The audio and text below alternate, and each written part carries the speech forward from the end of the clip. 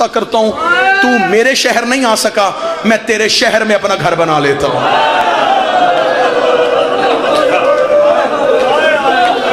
تو میرے شہر نہیں آ سکا نا، چل میں آ جاتا ہوں، میں تیرے شہر میں اپنے گھر بنا لیتا ہوں۔ میں کوئی قصر سجاد بناؤں گا، میں کوئی قصر علی اکبر بناؤں گا، میں کوئی دربار پنجتن بناؤں گا، میں کوئی در عباس بناؤں گا، میں بنا لوں گا تیرے شہر میں اپنے چھوٹے چھوٹے گھر۔ پھر ایسے کیا کرنا، تو اپنے گھر سے میرے گھر آیا کرنا، میں اپنے شہر سے اپنے گھر آیا کروں گا، تھوڑی دیر تو اور میں اکٹھے بیٹھیں گے، میں تجھے اپنے در سناؤں گا، تو مجھے اپنے در سنانا۔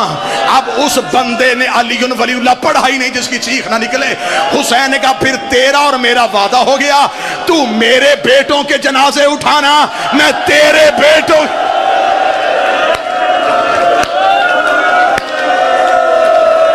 بادشاہ حسین نوازوں پہ اللہ بیٹے کی زندگی کرے، اللہ میرے بھائی ذیشان کو ماتمی فرزند عطا کرے، اللہ میرے بھائی سجاد کو صحت عطا فرما، جو رو بھی رہے ہو دعائیں بھی مانگ رہے۔ بادشاہ حسین آقا زادی ہر کسی کو اس دربار سے اس کی نیت کے مطابق دے کے بھیجے۔ حسین نے کہا تو آنا میرے گھر۔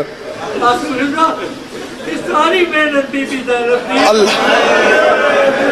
میرا بھائی ذیشان عزادار بھی ہے، اس نے کہا کہ یہ جتنے گھر بچائے ہیں، آج یہ مجلس ہے نا مرزا برادران کی مجلس، بے شک آج یہ مرزا برادران نے یہ سفیدہ بھی چاہیے نا، شرائی صاحب کوٹ مومن اتر کے کسی سے پوچھو نا آج مجلس کہاں ہے، کوئی جھڑک نہیں دیتا، کوئی گالی نہیں نکالتا، کوئی تمہیں تماچا نہیں مارتا، بڑی عزت سے کہتے سامنے جاؤ، تھوڑا سا آگے جاؤ گے وہاں پہ لوگوں کا رش ہے، وہاں آج ہو رہی ہے محمد کے بیٹے کی مجلس، تم آتے ہو تمہیں بیٹھنے کی جگہ ملتی ہے، تمہارے لیے سر پہ صاحباں ہے، تم باہر نکلو گے سبیلیں لگی ہیں پانی کے لیے، کھانے کا انتظام ہے، رکھ میرے سر پہ قرآن۔ جس نے غریب کی پہلی مجلس کروائی اس زندان کی چھت کوئی نہیں تھی، جس نے پہلی مجلس پڑھی اس کے ہاتھ رسیوں میں بندھے ہوئے۔ یہ پہلی ذاکرہ ہے شبیر کی، یہ پہلی مجلس ہے حسین کی۔ جس نے مجلس، میرے بھائی ذیشان نے، میں کچھ اور پڑھنے لگا تھا، انہوں نے رخ بدلا تو میں یہ دو جملے پڑھوں۔ پہلی مجلس شام کے زندان میں، پڑھنے والی حسین کی بہن، میں پڑھوں، میرا بھائی عمران کاظمی پڑھے، کوئی بھی مولا حسین کا ذاکر پڑھے۔ آخر ہم کتابوں سے پڑھتے ہیں نا، کتابوں سے پڑھ کے آپ کو سناتے اور آپ اتنا روتے ہیں، اس مجلس میں کیا روحانیت ہوگی جہاں موقع کی گواہ جس نے 70 قدم پہ بھائی کا قتل دیکھا تھا، وہ ذاکرہ مجلس پڑھتی، مجلس ختم ہونے سے پہلے حسین کی بیٹی بے ہوش، حسین کے بیٹے کو غش، مجلس تمام ہوتی۔ آج ہماری مجلسوں میں اعلان ہوتا ہے اختتام مجلس پہ شبیہ ذوالجناح برآمد ہوگا، جو مقررہ راستوں سے ہوتا ہوا واپس امام بارگاہ میں اختتام پذیر ہوگا۔ شام کے زندان میں مجلس ہوتی، مجلس کے بعد علی کی بیٹی اعلان کرتی آج زندان سے حسین کا ماتمی جلوس شام کے بازار میں جائے گا، ہاتھوں میں حسین کے سر والے نیزے ہوں گے، یہ جلوس زخمی ہو کے واپس زندان میں اختتام پذیر ہوگا۔ ماتمی ماتم کر کے واپس آتے ہیں، میں نے اپنی آنکھوں سے منظر دیکھا ہے، جس جگہ پہ زنجیر مارتے ہیں نا جی، اس کے ارد گرد ایک دائرہ ہوتا ہے، وہ ماتمی ہوتے ہیں، وہ تماشا دیکھنے والے نہیں ہوتے، وہ ماتم کرنے والے ہوتے ہیں، وہ دیکھ کیوں رہے ہوتے ہیں، ان کی نظر ایک ماتمی پہ ہوتی ہے، کسی کو تھوڑی سی ضرب زیادہ لگے نا 5-6 اس پہ دوڑتے ہیں، اس کا زنجیر کھینچتے ہیں، وہ رو رو کے کہتا مجھے مارنے دے، وہ رو کہتے تیری منظوری ہو گئی ہے، اب زنجیر ہمیں پکڑا دے، انہیں نہیں پتا یہ کس ماں کا بیٹا ہے، اس کا کوئی بھائی ہے بھی کہ نہیں ہے، لیکن انہیں پتا یہ غریب کا ماتمی ہے۔ میں نے پڑھ دیا جملہ برداشت کرنا۔ شام کے بازار میں زینب رو کر دی سجاد سکینہ کو پتھر لگ گیا ہے، سجاد رباب بے ہوش ہو گئی ہے، سجاد رقیہ زخمی ہو گئی ہے۔ سجاد کبھی سکینہ کو سنبھالتا، کبھی رقیہ کے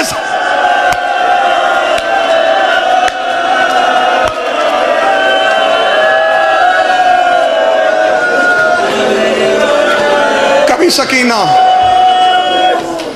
کبھی رقیہ۔ یہ جلوس بس آخری 2 منٹ۔ شام غریبہ حسین کے جلے ہوئے خیموں سے نکلا، قرآن کی آیتیں رسیوں میں جکڑی ہوئی، اونٹوں کی زین پہ آ گئی۔ 10 محرم آدھی رات ہو گئی، انہیں اجر رسالت دیتے دیتے میں سخت پڑھوں گا نہیں، کوشش کروں گا جتنا ادب کا پیرہن چڑھا سکوں وہ دوں۔ امت کو رات ہو گئی، اجر رسالت کی ادائیگی میں ایسا اجر رسالت دیا کہ سورہ یاسین بھی زخمی، سورہ کوثر بھی زخمی،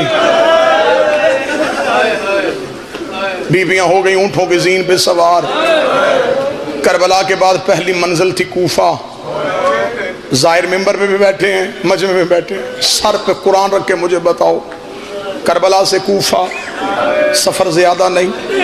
کتابیں کہتی ہیں جغرافیے کے لحاظ سے اس دور میں کیونکہ جنگلوں کا سفر تھا، کوفہ دور کی آبادی تھی، وہ کہتے پھر بھی تیز رفتار گھوڑا 1 دن لگاتا تھا اور کوفہ پہنچتا تھا۔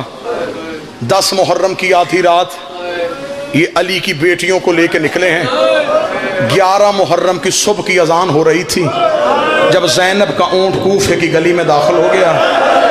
اب اگر کوئی مجمع میں تاریخ نویس بیٹھا تو مجھ سے پوچھے کہ ابھی آپ نے کہا کہ تیز رفتار گھوڑا 1 دن میں جاتا تھا، پھر یہ 6 گھنٹے میں کیسے پہنچ گئے؟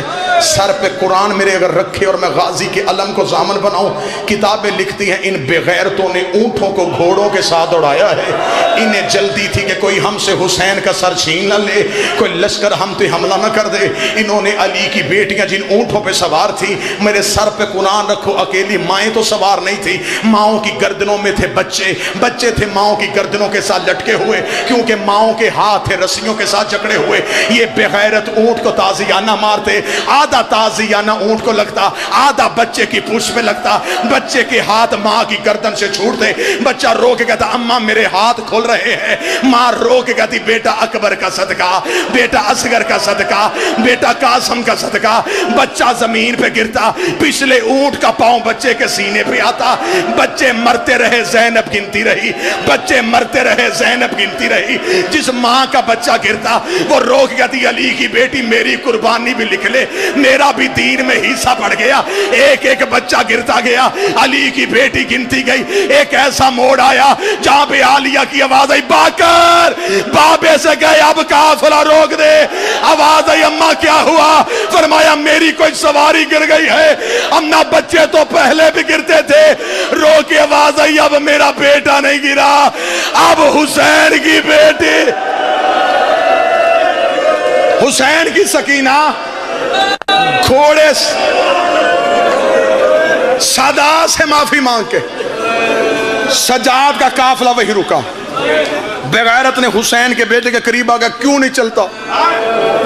مولا سجاد کی آواز ہے میں نہیں چلوں گا، میری معصومہ گر گئی ہے۔